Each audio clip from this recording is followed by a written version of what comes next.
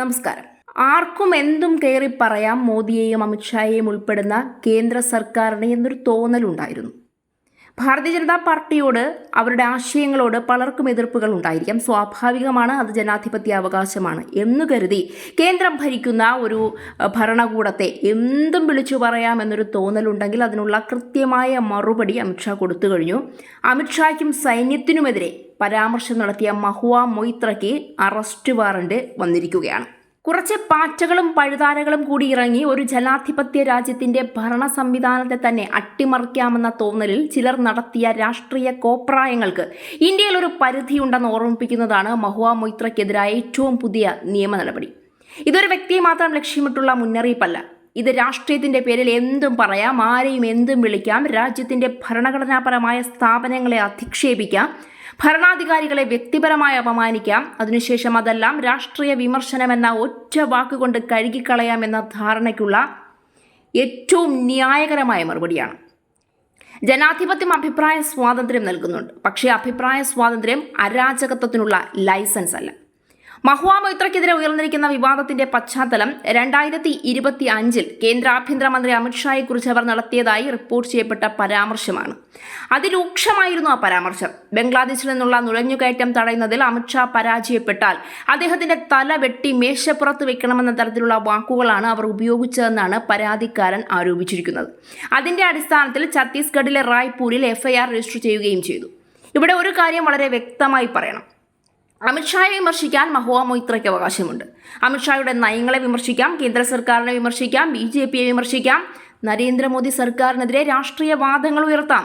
പക്ഷേ ഒരു ജനാധിപത്യ രാജ്യത്തിന്റെ ആഭ്യന്തരമന്ത്രിക്കെതിരായ കൊലപാതകപരമായ ഭാഷ ഉപയോഗിക്കുന്നത് വിമർശനത്തിന്റെ പരിധിയിൽ വരുമോ എന്നതാണ് നിയമം പരിശോധിക്കേണ്ട ചോദ്യം. രാഷ്ട്രീയ എതിരാളിയെ തോൽപ്പിക്കാൻ വോട്ട് തേടുന്നതൊന്നാണ്, രാഷ്ട്രീയ എതിരാളിയെ ഇല്ലാതാക്കണമെന്ന് ആഹ്വാനം ചെയ്യുന്ന ഭാഷ അത് മറ്റൊന്നാണ്. ഇവ രണ്ടിനെയും ഒരേ തുലാസിൽ തൂക്കാൻ കഴിയില്ല. ഇപ്പോൾ പശ്ചിമ ബംഗാളിൽ മഹുവ മൊയ്ത്രയ്ക്കെതിരെ മറ്റൊരു കേസുമായി ബന്ധപ്പെട്ട് കോടതി അറസ്റ്റ് വാറണ്ട് പുറപ്പെടുവിച്ചതായും റിപ്പോർട്ടുകൾ പുറത്തു വന്നിട്ടുണ്ട്. നിരവധി സമൻസുകൾക്ക് പ്രതികരിക്കാത്തത് കോടതിയുടെ നടപടിയിലേക്ക് നയിച്ചുവെന്നാണ് റിപ്പോർട്ടുകൾ പറയുന്നത്. അതായത് ഇവിടെ രാഷ്ട്രീയ മുദ്രാവാക്യങ്ങളല്ല വിഷയമാകുന്നത്, കോടതിയാണ് സംസാരിക്കുന്നത്, നിയമമാണ് മുന്നോട്ട് പോകുന്നത്. ഇതാണ് ചിലർ മറന്നുപോകുന്ന ഏറ്റവും അടിസ്ഥാനപരമായ സത്യം. ഭാരതം ഒരു ജനാധിപത്യ രാജ്യമാണ്.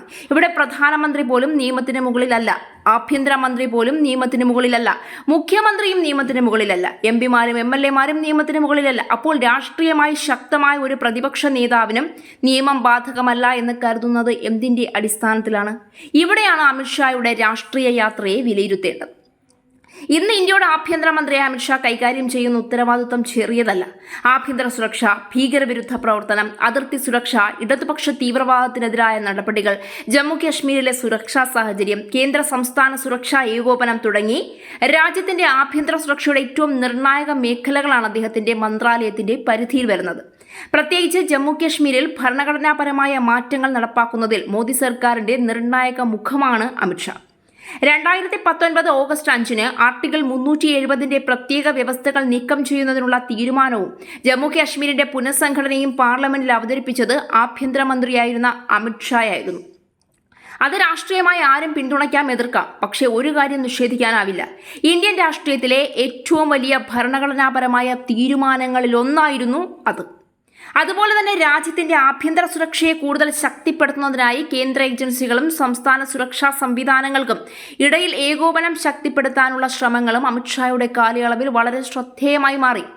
ഇന്ത്യക്ക് മുന്നിലുള്ള സുരക്ഷാ ഭീഷണികളെ കേവലം തിരഞ്ഞെടുപ്പ് മുദ്രാവാക്യങ്ങളായി മാത്രം കാണാതെ ദേശീയ സുരക്ഷയുടെ വിഷയമായി കൈകാര്യം ചെയ്യണമെന്ന സമീപനമാണ് അദ്ദേഹം നിരന്തരം മുന്നോട്ട് വെച്ചത്.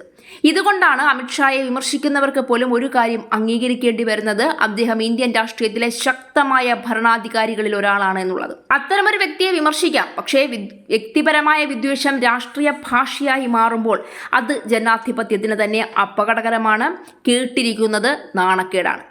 ഇന്ന് മഹുവ മൊയ്ത്രയാണ്, നാളെ മറ്റൊരാളായിരിക്കാം. നാളെ BJP നേതാവിനെതിരെ കോൺഗ്രസ് നേതാവായിരിക്കാം.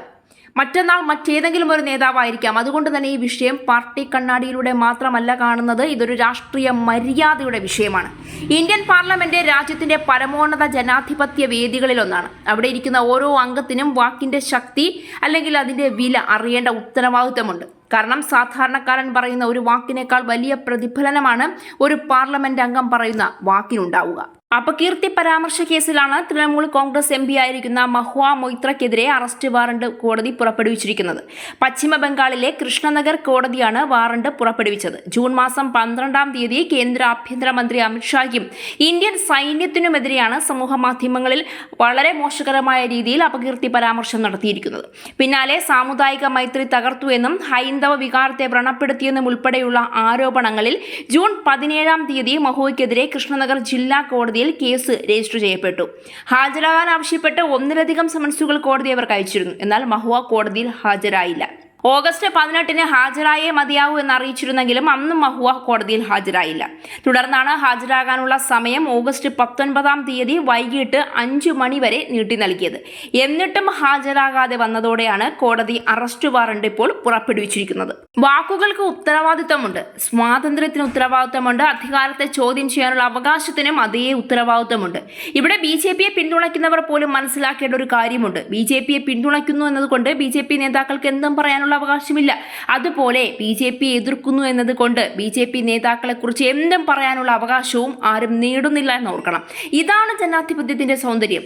രാഷ്ട്രീയ എതിർപ്പ് വേണം, പക്ഷേ രാഷ്ട്രീയ ശത്രുത അരാജകത്വമായി മാറരുത്. അമിത്ഷായെ വിമർശിക്കാം, അദ്ദേഹത്തിന്റെ നയങ്ങളെ ചോദ്യം ചെയ്യുകയും അദ്ദേഹത്തിന്റെ തീരുമാനങ്ങളുടെ കണക്ക് ചോദിക്കുകയും ചെയ്യാം, അദ്ദേഹത്തിന്റെ ഭരണപരമായ പരാജയങ്ങളെ ചൂണ്ടിക്കാണിക്കാം. പക്ഷെ ഒരു മനുഷ്യന്റെ ജീവന് ഭീഷണിയാകുന്ന തരത്തിലുള്ള ഭാഷ ഉപയോഗിച്ചാൽ അതിനെ ധീരമായ രാഷ്ട്രീയം എന്ന് വിളിക്കുന്നത് ജനാധിപത്യത്തെ തന്നെ അപമാനിക്കുന്നതിന് തുല്യമാണ്. ഇവിടെയാണ് ഇന്നത്തെ സംഭവ വികാസത്തിന്റെ ഏറ്റവും വലിയ സന്ദേശമുള്ളത്. ഭാരതത്തിൽ അധികാരത്തെ വിമർശിക്കാം, അധികാരത്തെ ഭീഷണിപ്പെടുത്താനുള്ള അവകാശം ആർക്കും കൊടുത്തിട്ടില്ല, അല്ലെങ്കിൽ ലൈസൻസ് ആർക്കും കൊടുത്തിട്ടില്ല. മോദി സർക്കാരിനെതിരെ സംസാരിക്കുകയോ BJPക്കെതിരെ വോട്ട് ചെയ്യുകയോ ചെയ്യാതിരിക്കുകയോ അമിത്ഷായുടെ നയങ്ങളെ ചോദ്യം ചെയ്യുകയോ ചെയ്യാതിരിക്കുകയോ ഒക്കെ ചെയ്യാം. പക്ഷേ ഇത്തരത്തിലുള്ള പരാമർശങ്ങൾ നടത്തുന്നതിനെതിരെ കണ്ണടച്ചാൽ ഇത് മറ്റൊരു സന്ദേശമാണ് പൊതുജനങ്ങൾക്ക് നൽകുന്നത്. ഇത്തരത്തിൽ എന്തും ആരെയും പറയാം എന്നുള്ള സന്ദേശം. മഹുവ മൊയ്ത്രയ്ക്കെതിരായ കേസിന്റെ അന്തിമ ഫലം കോടതിയാണ് തീരുമാനിക്കുന്നത്. അവർ കുറ്റക്കാരിയാണോ അല്ലയോ എന്ന് നിയമപരമായ നടപടികൾക്ക് ശേഷം മാത്രമേ പറയാനാവൂ. പക്ഷേ ഈ സംഭവത്തിൽ നിന്ന് കിട്ടുന്ന രാഷ്ട്രീയ സന്ദേശം ഇതിനകം തന്നെ വ്യക്തമായ ഒന്നാണ്. ജനാധിപത്യത്തിൽ മൈക്ക് ലഭിച്ചതുകൊണ്ട് വായിൽ തോന്നിയത് വിളിച്ചു പറയാനുള്ള അധികാരം ആർക്കും ലഭിക്കുന്നില്ല എന്നുള്ളത്. പാർലമെന്റ് അംഗത്വം ഉത്തരവാദിത്വമാണ്. രാഷ്ട്രീയ പദവിയും അഭിപ്രായ സ്വാതന്ത്ര്യവും ഒക്കെ ഉത്തരവാദിത്വങ്ങളാണ്. അതിലും മുകളിലായി ഭരണഘടനയോടുള്ള ഉത്തരവാദിത്വം പ്രത്യേകിച്ച് പൊതുജനങ്ങളെക്കാൾ കൂടുതൽ പൊതുപ്രവർത്തകർക്കുണ്ടായിരിക്കണം. അമിത്ഷായുടെ രാഷ്ട്രീയത്തെ പിന്തുണയ്ക്കുന്നവർക്ക് ഈ നടപടി ഒരു ആശ്വാസമായി തോന്നാം. BJPയെ എതിർക്കുന്നവർക്ക് ഇത് രാഷ്ട്രീയ പ്രതികാരമായി മാറാം. പക്ഷേ കോടതി നടപടിയെ കോടതി തന്നെ വിലയിരുത്തട്ടെ. അന്വേഷണം അതിന്റെ വഴിക്ക് നടക്കട്ടെ. നിയമം തെളിവുകൾ പരിശോധിക്കട്ടെ. അവസാനം വിധി പറയേണ്ടത് കോടതിയാണ്, രാഷ്ട്രീയ വേദികളല്ല. അതേസമയം രാഷ്ട്രീയ പ്രവർത്തകർക്കുള്ള ശക്തമായ മുന്നറിയിപ്പാണിത്. എതിർപ്പുണ്ടെങ്കിൽ വാദിക്കുകയോ വിമർശിക്കണമെങ്കിൽ വിമർശിക്കുകയോ ഒക്കെ ചെയ്യാം. പക്ഷേ എതിരാളിയെ കടന്നാക്രമിക്കുന്നതിന് പരിധികളുണ്ട് എന്ന്, സീമകളുണ്ട് എന്ന് തെളിയിക്കുന്ന ഏറ്റവും വലിയ ഉദാഹരണമായി ഈ കേസ് മാറുകയാണ്. ഇന്ത്യയിൽ ഭരണാധികാരികൾ മാറും, പാർട്ടികളും പ്രധാനമന്ത്രിമാരും ആഭ്യന്തരമന്ത്രിമാരും ഒക്കെ മാറും. പക്ഷേ ഭരണഘടനയും നിയമവാഴ്ചയും നിലനിൽക്കണം. അതാണ് ഭാരതീയ ജനാധിപത്യത്തിന്റെ യഥാർത്ഥ വിജയം. അതാണ് ഇന്നത്തെ സംഭവവികാസം നൽകുന്ന ഏറ്റവും വലിയ മുന്നറിയിപ്പ്.